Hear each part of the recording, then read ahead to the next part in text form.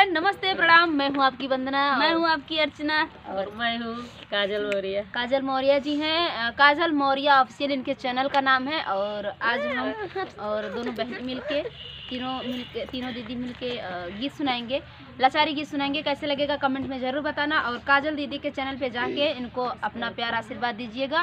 काजल Maurya official इनके channel का नाम है और इनके चैनल को सब्सक्राइब कीजिए, कमेंट कीजिए और ढेर सारा प्यार आशीर्वाद दीजिए। इनके चैनल का बहुत ही अच्छा चैनल इनका है।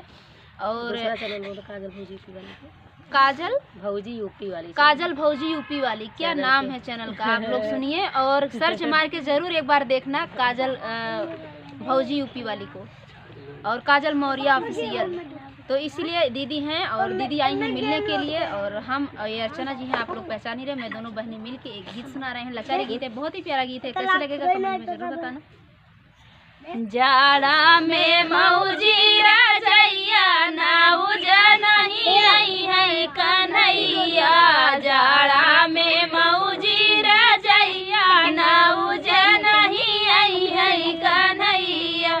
सोने की थाली में जेवना परोसे, सोने की थाली में जेवना परोसे।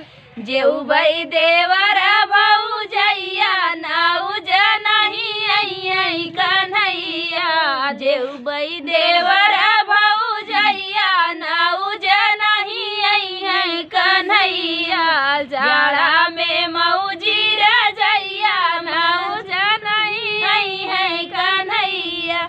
झजरे गेड़ुलवा गंगा जल पानी, झजरे गेड़ुलवा गंगा जल पानी। घोटबई देवर भौजैया नाउज नहीं आई है कन्हैया। घोटबई देवर भौजैया नाउज नहीं आई है कन्हैया। जाड़ा में मौजी रजैया नाउज नहीं आई है कन्हैया।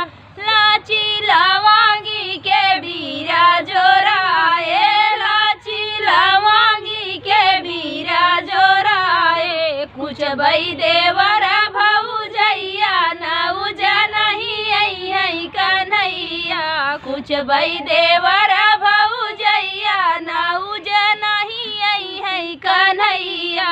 जाड़ा में मौजी रजैया नाउज नहीं आई है कन्हैया। ये छोटा सा गीत आप लोग को कैसे लगा कमेंट में जरूर बताना। एक दिन जाओ बंद करा वारिया।